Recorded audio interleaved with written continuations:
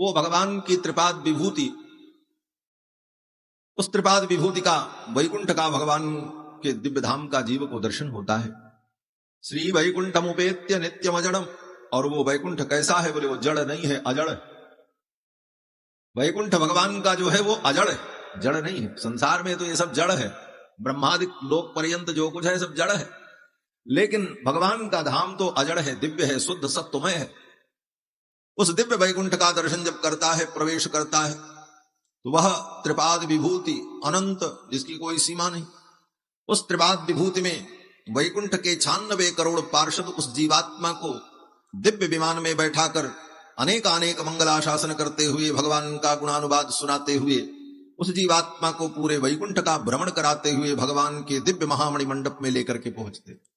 भगवान के दिव्य महामणि मंडप में भगवान शेष भोग पर, शेष पर्यंक पर, श्री भू नीलादि सहितम, भगवती श्रीदेवी, भूदेवी, नीला देवी के सहित, अपने परिकरों के सहित भगवान विराजमान रहे। भगवान के उस दिव्य स्वरूप को देखकर, भगवान के मंजुल मुखारविंद को देखकर वह जीवात्मा परम आनंद का अनुभव करता है और बार बार भगवान को साष्टांग प्रणाम करता है। पुनश्च भूयोपि नमो नमस्ते। बार बार भगवान को जब प्रणाम करता है तो भगवान अपनी इस मुद्रा से, ये मुद्रा जो भगवान के विग्रह में देखी जाती है, हम लोग देखते हैं श्री राधा रानी, भगवान श्याम सुंदर, भगवान श्री रघुनंदन, भगवान के सभी विग्रहों में वरद मुद्रा, इसको कहते हैं वरद मुद्रा, आशीर्वाद भगवान दे रहे हैं। लेकिन हमारे वैष्णवाचार्यों ने इसका अर्थ किया कि ये मुद्रा भगवान की क्यों है।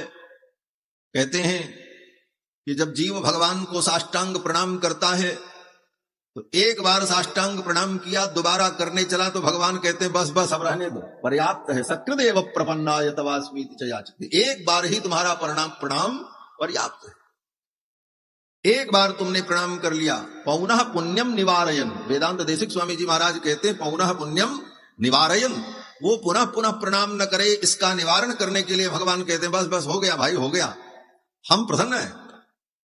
ये भावाचार्यों का, जब वो बार बार प्रणाम करता है तो भगवान अपनी वरद मुद्रा के द्वारा उसके पुनः पुनः प्रणाम का निवारण करते हुए कहते अब तुम कृतकृत्य हो, धन्य हो।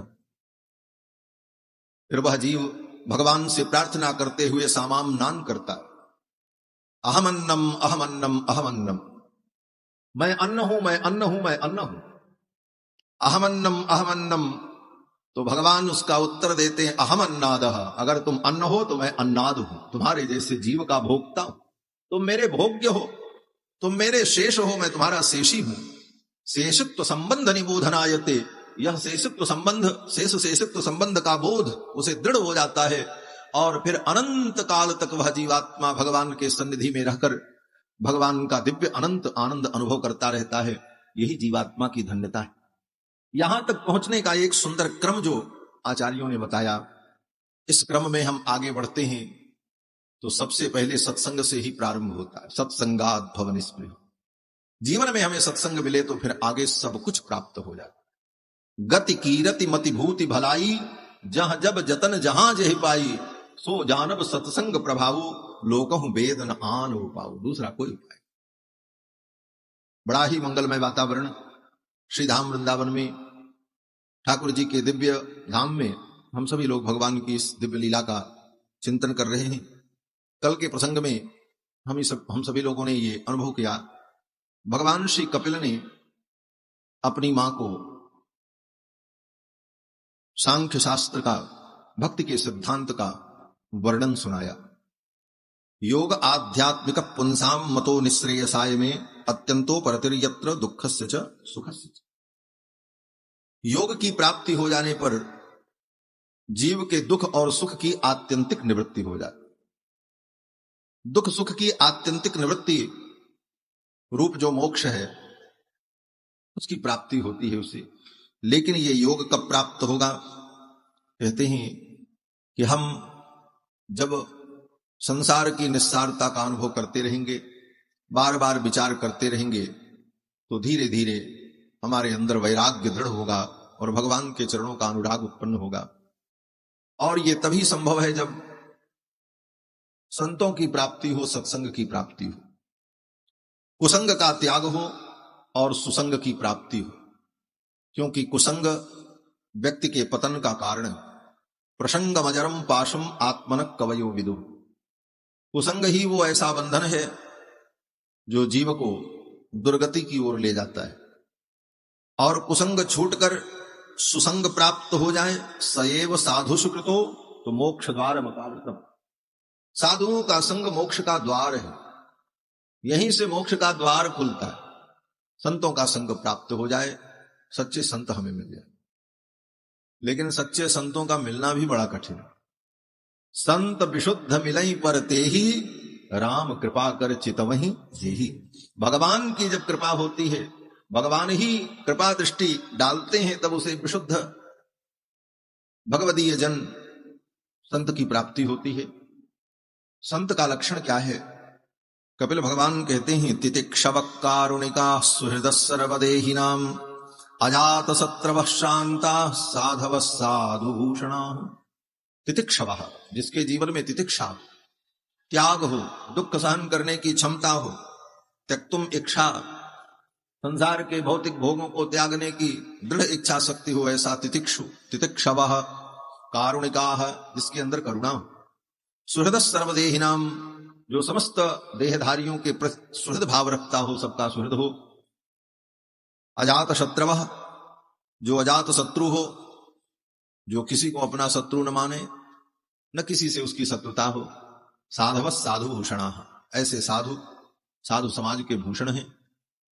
और भगवान कहते हैं, मयि अनन्य भावेन भक्तिम कुर्वन्ति ये दृढ़ाम, जो अनन्य भाव से मेरी भक्ति करते हैं, अनन्य भाव से मेरा भजन करते हो, मेरे लिए जिन्होंने अपने स्वजन बांधवादि का भी त्याग कर दिया हो।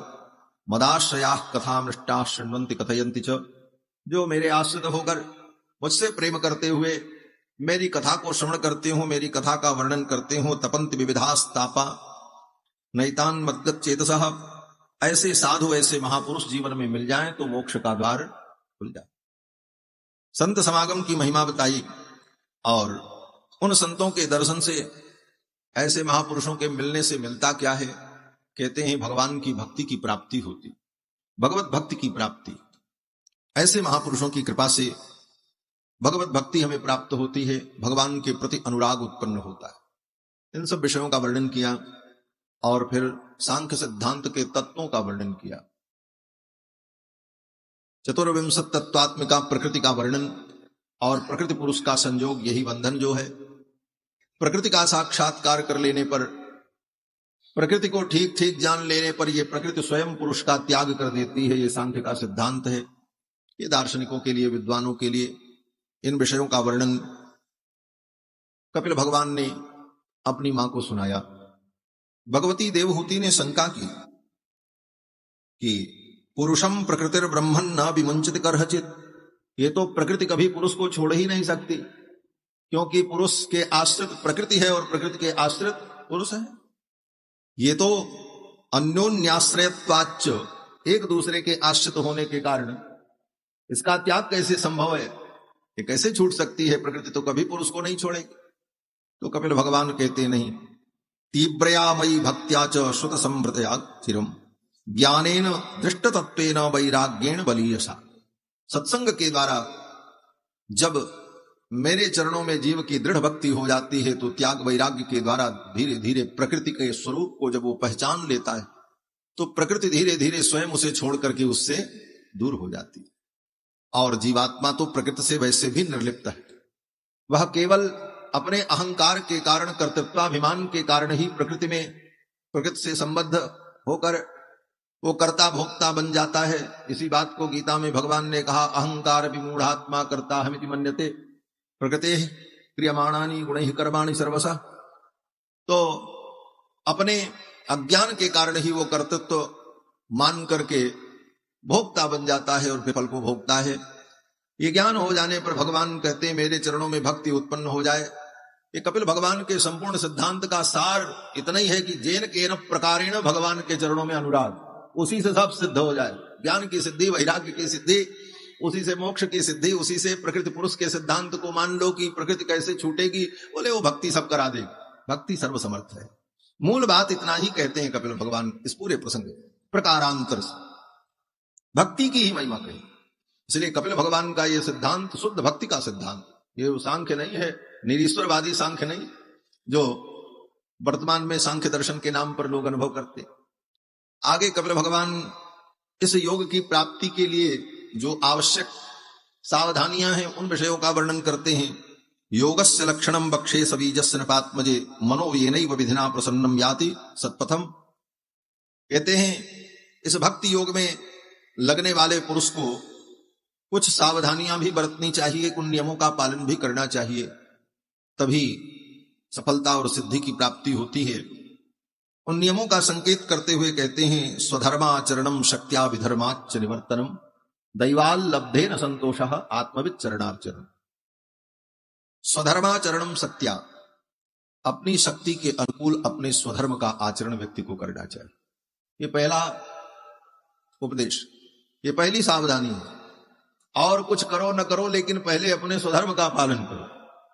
बोले पूरा पूरा हम स्वधर्म का पालन नहीं कर पाएंगे, कहते हैं शक्त्या, जितनी शक्ति हो उतना करो लेकिन अपने स्वधर्म का पालन करो। स्वधर्म क्या है? बोले ब्राह्मण क्षत्रिय वैश्य शूद्र 4 वर्ण हैं और 4 आश्रम हैं, ब्रह्मचर्य गृहस्थ वानप्रस्थ संन्यास। ये वर्ण और आश्रम तत्त वर्णों के लिए, तत्त आश्रमों के लिए शास्त्र में जो विधि कही गई, जो कार्य कहा गया, जो कर्तव्य कहा गया, वही उनका स्वधर्म है। वर्णाश्रम धर्म ही स्वधर्म है और अपने अपने वर्ण के अनुकूल अपने अपने स्वधर्म का पालन करना, यही स्वधर्माचरण है। गीता में भी भगवान ने इसी को स्वधर्म, स्वकर्म, सहज धर्म इत्यादि शब्दों के द्वारा कहा। जय अनुराग जी बैठो, पीछे कैमरा है, देख धक्का मत देना। बोलो श्री सीतारामचंद्र भगवान की जय। स्वधर्माचरणम शक्त्या विधर्माच निवर्तनम। स्वधर्म के पालन पर गीता में भगवान ने बहुत प्रभावी ढंग से अपनी बात कही। भगवान कहते हैं स्वधर्ममपि चावेक्षण विकंपित बरहस्। अपने स्वधर्म को देखकर व्यक्ति को कभी कंपित नहीं होना चाहिए, अपने स्वधर्म का दृढ़ता से पालन करना चाहिए। अपने स्वधर्म में मर जाना अच्छा है लेकिन दूसरे के धर्म का अनुसरण नहीं करना है। स्वधर्मे निधनम श्रेयः परधर्मो भयावह। दूसरे का धर्म भयावह। स्वधर्म की इतनी महिमा, और मूलतः विचार करो तो पूरी गीता स्वधर्म का ही निरूपण करती। बातें और भी हैं लेकिन उद्देश्य स्वधर्म में निष्ठा उत्पन्न करना। आखिर अर्जुन के साथ यही तो समस्या थी। अर्जुन अपने स्वधर्म को छोड़ करके भाग रहा था। लोग कहते हैं गीता पढ़ने वाला व्यक्ति सन्यासी बन जाता है।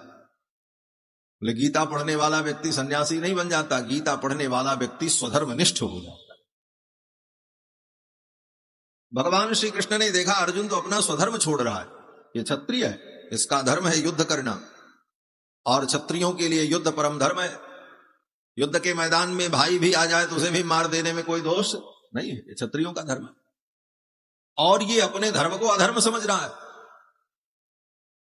अर्जुन को यही भ्रम हुआ कि हम इन वीरों को मारेंगे तो मुझे अधर्म लगेगा, पाप लगेगा, और इनको मारने के बाद जो राज्य मिलेगा, इन अपने स्वजनों के वध से, इनके रक्त से रंजित राज्य को, भोग को लेकर के मैं क्या करूंगा? भंगीय भोगान रुधिर प्रतिग्धान, तो ये पाप मैं नहीं करूंगा। तो जब अपने धर्म को ही व्यक्ति अधर्म समझने लग जाए, ये भ्रम की बड़ी भयानक स्थिति ये अर्जुन के साथ थी। ऐसी स्थिति में भगवान ने अर्जुन को समझाया। अर्जुन से पूछा भाई क्या करोगे तुम? तुम्हारे पास तो एक गांव भी नहीं है, 1 बीघे खेत भी नहीं है, और राज्य के लिए तुम युद्ध करना नहीं चाहते, तो तुम्हारी जीविका क्या होगी? कैसे जियोगे? पेट कैसे भरेगा? दाल रोटी कैसे चलेगी? अर्जुन ने कहा हम कुछ और कर लेंगे। बोले क्या करोगे? अर्जुन ने कहा महाराज जंगल में चले जाएंगे, कंदमूल फल खाएंगे, भिक्षा मांग करके जीवन यापन कर लेंगे, लेकिन ये लड़ाई हम नहीं करेंगे। भगवान ने कहा ये तो ब्राह्मणों के धर्म को अपना धर्म समझ रहा है। ये कंदमूल फलादि का सेवन करके भिक्षाचरण करके जीवन यापन कर लेना ये ब्राह्मण का धर्म है, क्षत्रिय का धर्म नहीं, क्षत्रिय का धर्म नहीं है। और ये अपने धर्म को अधर्म समझ रहा है, और इसके लिए जो ब्राह्मण का धर्म अधर्म है, परधर्मो भयावह, उसको ये धर्म समझ रहा है। तो जब व्यक्ति धर्म को अधर्म समझ ले और अधर्म को धर्म मान ले, ये भ्रम की जो भयानक स्थिति है, ऐसी स्थिति में भगवान ने अर्जुन को गीता का उपदेश किया, विविध प्रकार से समझाया। अंत में अर्जुन को सब कुछ समझ में आया और वही अर्जुन तैयार हो गए। अर्जुन ने कहा करिष्ये वचनं तव, अब आप जो कहोगे वो मैं करूंगा।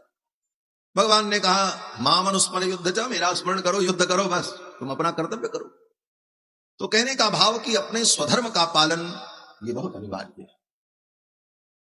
स्वधर्म को त्याग करके भगवान की भक्ति भी की जाए तो भक्ति सफल नहीं होती, भगवान की भक्ति आती ही नहीं है। हाँ, लक्ष्मण जी ने भगवान से पूछा, प्रभु आपकी भक्ति मिलती कैसे, आपकी भक्ति को प्राप्त करने का उपाय क्या है?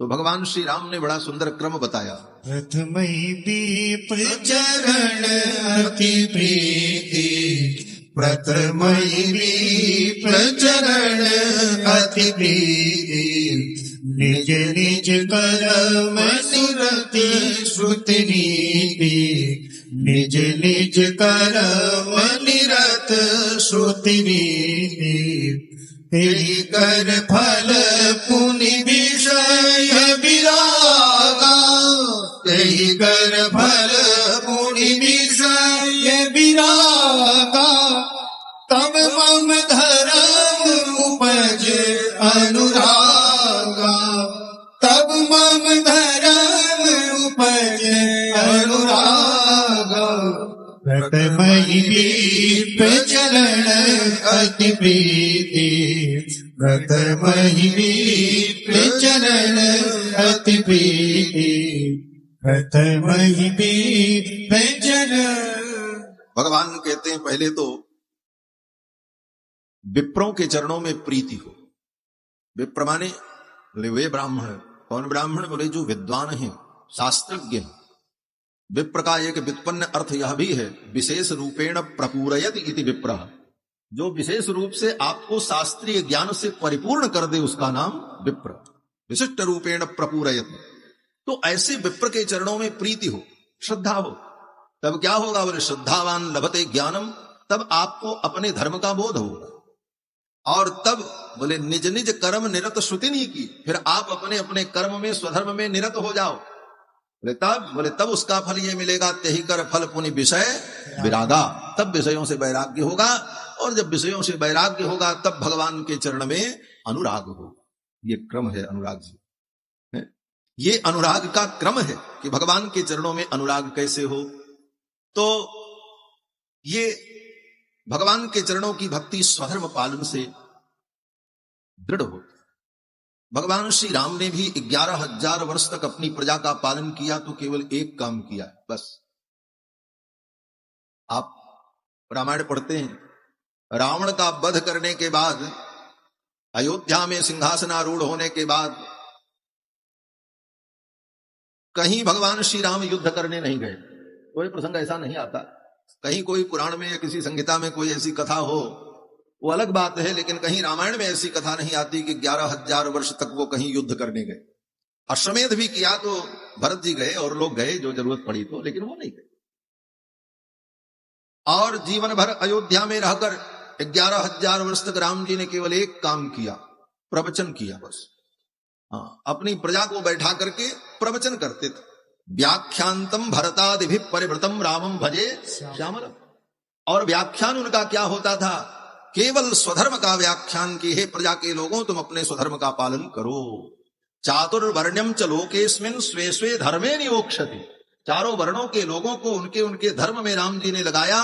और यही काम 11,000 वर्ष तक करके 10 वर्ष सहस्राणि 10 वर्ष शतानि च रामो राज्यम पाश्चित्ता ब्रह्मलोकम प्रयास्यति। तो भगवान श्री राम ने भी यही किया। कपिल भगवान भी कहते हैं स्वधर्माचरणम शक्त्या, अपनी शक्ति के अनुकूल अपने स्वधर्म का आचरण करो। विधर्माच्च निवर्तनम, और दूसरे के धर्म का निवर्तन करो। दूसरे का धर्म तुम्हारे लिए कल्याणप्रद नहीं होगा।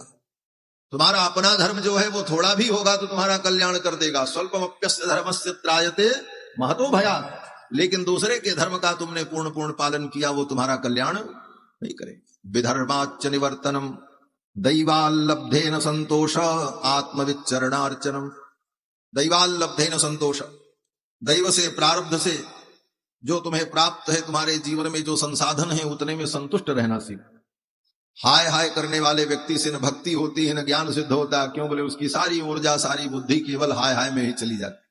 इसलिए ईश्वर ने जो दिया उसमें संतुष्ट होना, संतोष आ जाए जीवन में तो कामनाएं स्वतः समाप्त हो जाती। इसीलिए गोस्वामी जी ने कहा, बिनु संतोष न काम न साही, काम अछत सुख सपने हूं नाही। सुखी होने का ही उपाय है कि जीवन में संतोष हो। आत्मविद चरणार्चनम, आत्मज्ञ तत्वज्ञ महापुरुष जो हैं उनकी सेवा करो, उनके चरणों का आश्रय लो। फिर कहते हैं मित मेध्यादनम सस्वत विविक्त क्षेम सेवन, सीमित और पवित्र आहार। हम भगवान की भक्ति कर रहे हैं, वैष्णव हैं, तो कुछ भी खाते रहें, कुछ भी करते रहें, भक्ति होगी बोले नहीं होगी।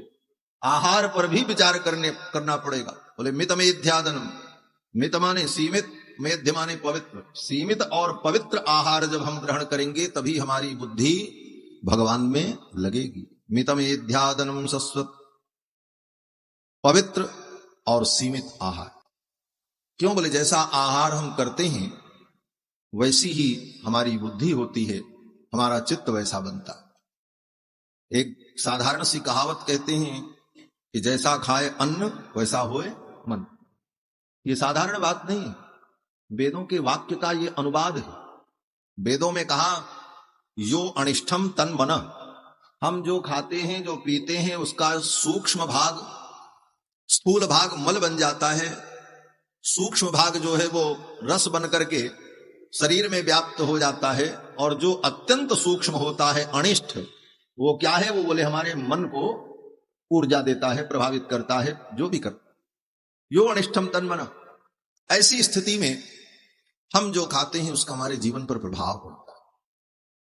इसलिए आहार की शुद्धि भी बहुत अपेक्षित है। आहार शुद्ध होने पर ही भक्ति योग, ज्ञान योग सब सफल होगा। इसीलिए कहा युक्ताहार विहारस्य, वो युक्ताहार विहार की व्याख्या में सब समाहित। और इसी को हमारे भगवान श्री रामानुजाचार्य ने श्री भाष्य में विवेक कहा है। विवेक क्या है? विवेक का जो अर्थ है ज्ञान, सारासार विवेचन की क्षमता, वो तो है ही, लेकिन वहां पर विशेष रूप से विवेक का मतलब क्या है ये कहते हैं रामानुज स्वामी जी कि जात्याश्रय निमित्त दुष्टाद अन्नात् काय शुद्धिर विवेका। जाति आश्रय निमित्त 3 प्रकार के दोषों से रहित शुद्ध अन्न का सेवन करना, यही विवेक है। इसको विवेक कहा है। और ये विवेक भक्ति का प्रथम साधन है। कल चर्चा थी विवेक विमोकाभ्यास क्रिया कल्याण अनवसाद अनुद्धर्ष साधन सप्तक जन्या भक्ति। 7 साधनों से भक्ति का प्रादुर्भाव होता है, उनमें सबसे पहला विवेक ही है। विवेक क्या? बोले जाति आश्रय निमित्त 3 प्रकार के दोष से रहित विशुद्ध अन्न का सेवन करे, तब इसी को विवेक कहा। जाति माने बोले जन्मना जो वस्तु अशुद्ध है, प्याज लहसुन गाजर लसुनम ग्रंजनम चैव प्लांडुम ग्राम कुकुटम छत्राकम विडवराहं च इत्यादि जो श्रुति वाक्य हैं, वो स्मृति वाक्य हैं, इन चीजों का जो जातितः जन्म से ही जो अशुद्ध है, ऐसे पदार्थों का आश्रय, वस्तु शुद्ध है लेकिन जिसके आश्रित है वो अशुद्ध है, इसलिए वो भी वस्तु खाद्य नहीं। चावल दाल रोटी ये अन्न है, पवित्र अन्न है, लेकिन बनाने वाला व्यक्ति और परोसने वाला व्यक्ति अगर अशुद्ध है, दूषित है, तो वह वस्तु भी दूषित हो जाएगी आश्रय दोष के कारण। और निमित्त दोष, बोले वस्तु बहुत शुद्ध है, परोसने वाला भी बहुत शुद्ध है, बनाने वाला भी बहुत बढ़िया है, लेकिन वो किसी निमित्त से दूषित हो गया, काक ने स्पर्श कर दिया, उसमें बाल गिर पड़ा, नख गिर पड़ा, कोई ऐसी अशुद्ध वस्तु का स्पर्श हो गया तो वो निमित्त दोष से दूषित हो गया। इस प्रकार से जाति आश्रय निमित्त 3 प्रकार के दोषों से रहित जब हम वस्तु का सेवन करते हैं, आहार करते हैं, तब विवेक दृढ़ होता है। यही विवेक है, और तभी भगवान के चरणों में हमारी भक्ति दृढ़ होती है। और